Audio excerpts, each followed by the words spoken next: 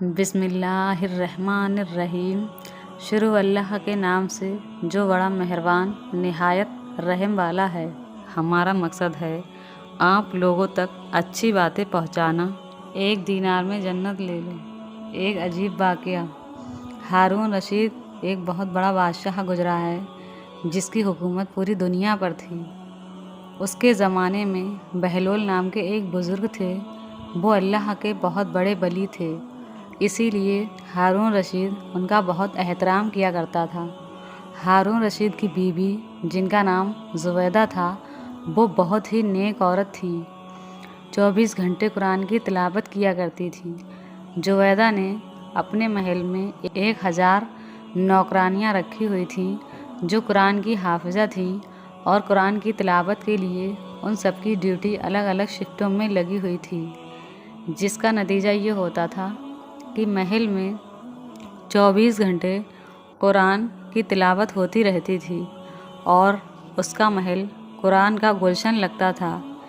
1 دینار میں جنت۔ ایک دن کی بات ہے کہ ہارون رشید اپنی بیوی زبیدہ کے ساتھ دریا کے کنارے ٹہل رہے تھے کہ ایک جگہ بزرگ دانا بہلول کو بیٹھے ہوئے دیکھا۔ دیکھتے ہی اس نے سلام کیا تو دانا بہلول نے جواب دیا۔ بہلول اس وقت مٹی کا گھروندہ بنا رہے تھے۔ ہارون رشید نے پوچھا، کیا کر رہے ہو؟ بہلول نے جواب دیا، ریت میں گھر بنا رہا ہوں۔ ہارون رشید نے پوچھا، کس کے لیے بنا رہے ہو؟ بہلول نے جواب دیا، جو اس گھر کو خریدے گا میں اس کے لیے دعا کروں گا کہ اللہ تعالیٰ اس کو جنت میں گھر عطا فرمائے۔ ہارون رشید نے پوچھا، اس گھر کی کیا قیمت ہے؟ بہلول نے جواب دیا، صرف 1 دینار۔ ہارون رشید نے سوچا، یہ ایک دیوانہ ہے، جانے کیا بڑبڑا رہا ہے، اس لیے اس بات پر دھیان نہیں دیا اور وہ آگے بڑھ گیا۔ اس کے پیچھے زبیدہ خاتون آئیں۔ انہوں نے بھی سلام کر کے یہی سوالات پوچھے، کیا کر رہے ہو؟ کس کے لیے بنا رہے ہو؟ تو بہلول نے پھر وہی جواب دیا کہ جو اس گھر کو خریدے گا میں اس کے لیے دعا کروں گا کہ اللہ تعالیٰ اس کو جنت میں گھر عطا فرمائے۔ قیمت پوچھنے پر بہلول نے 1 دینار بتایا تو زبیدہ نے 1 دینار دے کر کہا، میرے لیے دعا کرنا، اور پھر وہ آگے بڑھ گئیں۔ رات کو جب ہارون رشید سویا تو اس نے خواب میں جنت کے حسین منظر دیکھے۔ خوبصورت جھرنے، ہرے بھرے باغ اور اونچے اونچے خوشنما محل بھی تھے، اور ان محلوں میں ایک محل ایسا بھی تھا جس پر زبیدہ کا نام لکھا ہوا تھا۔ ہارون رشید نے سوچا کہ میں دیکھوں تو صحیح میری بیوی کا گھر کیسا ہے، لیکن اس سے پہلے کہ محل میں داخل ہوتا، محل کے ایک چوکیدار نے اسے روک لیا۔ ہارون رشید نے کہا، اس محل پر میری بیوی کا نام لکھا ہے، یہ میری بیوی کا ہے، اس لیے مجھے اندر جانا ہے۔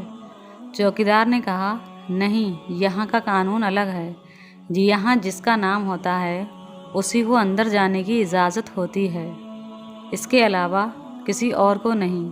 جب چوکیدار نے ہارون رشید کو پیچھے دھکا دیا تو ہارون رشید کی نیند کھل گئی۔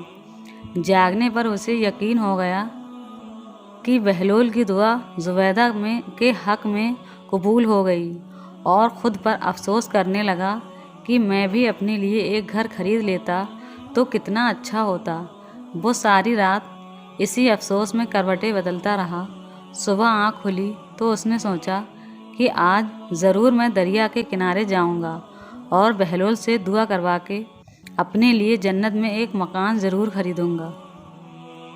اگلے دن وہ دریا کے کنارے بہلول کو تلاش کرتے ہوئے ادھر ادھر دیکھ رہا تھا کہ اس نے پھر بہلول کو اسی طرح کا مکان بناتے دیکھا تو قریب جا کر سلام کیا، اور بہلول نے جواب دیا۔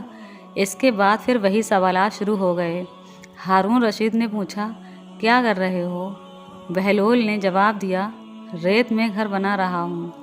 ہارون رشید نے پوچھا، کس کے لیے بنا رہے ہو؟ بہلول نے جواب دیا، جو اس گھر کو خریدے گا میں اس کے لیے دعا کروں گا کہ اللہ تعالیٰ اس کو جنت میں گھر عطا فرمائے۔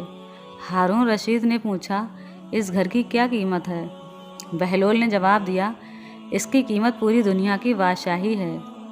हारून रशीद ने कहा, इतनी कीमत तो मैं नहीं दे सकता, लेकिन कल तो 1 ही दीनार के बदले दे रहे थे और आज पूरी दुनिया की बादशाही मांग रहे हो।